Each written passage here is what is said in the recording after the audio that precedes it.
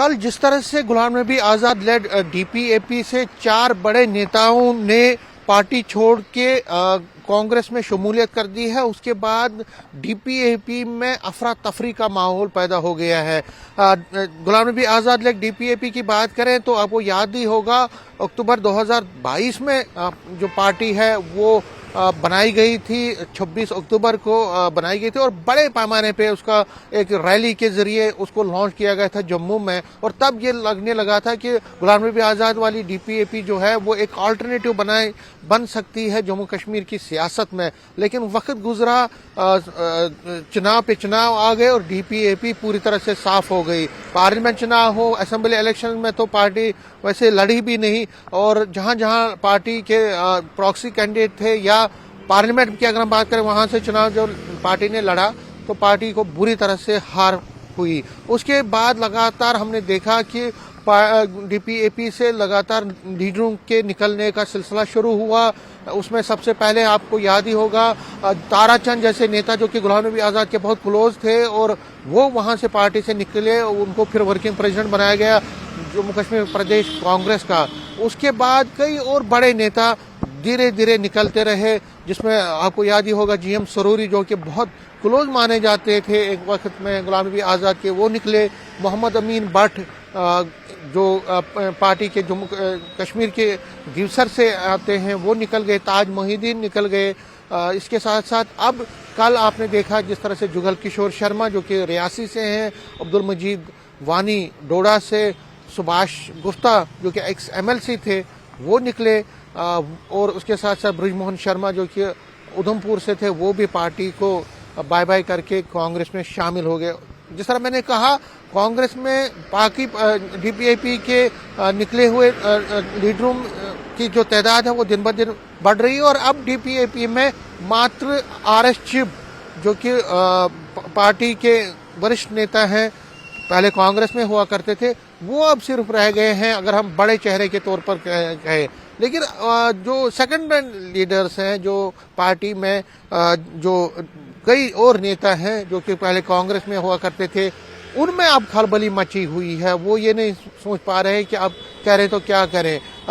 कई नेता जो हैं, जो हमारी जानकारी है, जो पार्टी के कई डिस्ट्रिक्ट से जो नेता हैं वो कोशिश में लगे हुए थे कि बीजेपी के साथ भी उन्होंने संपर्क साधा था, और उनके कांग्रेस के साथ भी कई नेताओं ने संपर्क साधा हुआ है। बीजेपी से कई नेताओं को टोटली रिजेक्ट किया गया, उनको मनाही कर दी गई, और उसके बाद अब उनको समझ नहीं आ रहा है कि वो क्या करे। कांग्रेस को भी अप्रोच किया जा रहा है इन पार्टी के नेताओं की तरफ से। जिस तरह मैंने कहा कि अब बड़े सीनियर नेता या प्रोमिनेंट नेता नहीं रहे हैं कोई भी, ज्यादातर डीपीएपी में सभी तकरीबन अब कांग्रेस में या तो शामिल किए गए हैं या वो किसी और पार्टी में गए हैं। लेकिन अब जो सेकंड रैंक लीडर्स हैं, थर्ड रैंक लीडर्स हैं, वो कोशिश में लगे हुए हैं कि कांग्रेस में वो जाए या कई और पार्टियों में जाए। तो फिलहाल अगर हम डीपीएपी की बात करें तो डीपीएपी एक तरह से खत्म हो चुकी है। हालांकि हम ये दोबारा कह सकते हैं कि सियासत में कुछ भी कल क्या होने वाला है क्या कुछ भी नहीं कहा जा सकता। गुलाम नबी आज़ाद हो सकता है कल फिर एक्टिव हो जाएं, लेकिन जिस तरह से पार्टी में कई महीनों से कोई भी रैली नहीं हो रही है, गुलाम नबी आज़ाद कोई पार्टी की एक्टिविटी में शामिल नहीं हो रहे, कोई मीटिंग नहीं हो रही, कोई रैली नहीं हो रही है, कोई कन्वेंशन नहीं हो रहा है। गुलाम नबी आज़ाद को हमने देखा कि पिछले 2-3 महीनों में जब भी वो जम्मू आए तो उनका एक पर्सनल विजिट होता था, किसी की डेथ हो गई तो वहां जाना, किसी का कुछ और शादी में जाना, या कोई पर्सनल जिससे एंगेजमेंट है, कोई ऑफिशियल कोई पार्टी लेवल की कोई एंगेजमेंट वो कर नहीं रहे हैं। हालांकि उन्होंने पहले जो पार्टी की ऑर्गेनाइजेशन स्ट्रक्चर है जिसमें स्पोक्स पर्सन है, वाइस प्रेसिडेंट हुआ करते थे, जनरल सेक्रेटरी, जो स्ट्रक्चर है ऑर्गेनाइजेशन के स्ट्रक्चर पोस्ट को उन्होंने पहले ही डिसबैंड कर दिया है। अभी उन्होंने साफ कहा, कल भी उन्होंने प्रेस नोट निकाला जिसमें उन्होंने साफ कहा है कि डीपीएपी में ना कोई अभी स्पोक्स पर्सन है, ना कोई वाइस प्रेसिडेंट है, ना कोई किसी पोस्ट पे है।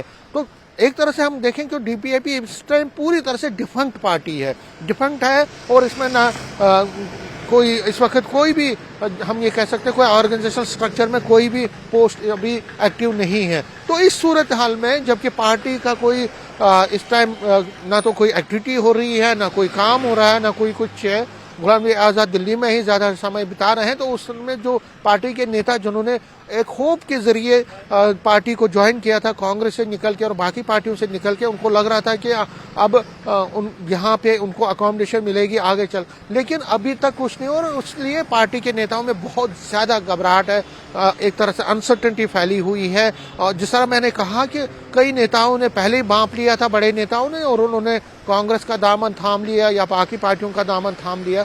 लेकिन जिस तरह से पार्टी में अब बचे कुचे जो लीडर हैं वो अब ये सोच नहीं पा रहे हैं कि आखिर करना क्या है, आगे चल के वो क्या करेंगे। तो फिलहाल अनसर्टेनिटी का माहौल उनके जहन में है। लेकिन कई जो नेता हैं जिनसे हमने बात की वो ये कह रहे हैं कि गुलाम नबी आज़ाद फिर एक्टिव हो जाएंगे। उनका दावा ये है कि गुलाम नबी आज़ाद फिर एक्टिव हो जाएंगे, पार्टी को एक नई सोच और नए वलवले के साथ वो चलाएंगे और एक नए जज्बे के साथ चलाएंगे और आगे चल के डीपीएपी फिर एक बार अपनी एक जो है पहचान यहाँ पे बनाएगी। लेकिन लगता जो चीज़ें हो रही हैं, जिस तरह से चीज़ें हो रही हैं, उसे लगता नहीं है कि ऐसा कुछ होने वाला है। और डीपीएपी हम ये मान सकते हैं आज के डेट में, कल का पता नहीं, लेकिन आज की डेट में हम ये मान सकते हैं कि डीपीएपी अब एक ज़बरदस्त एक तरह से ख़त्म हो गई है। और डीपीएपी जो एक कभी अल्टरनेटिव माना जाता था पॉलिटिक्स में, जम्मू कश्मीर पॉलिटिक्स में, अब उसके दिन बहुत कम रह गए हैं। और लगता यही है कि अब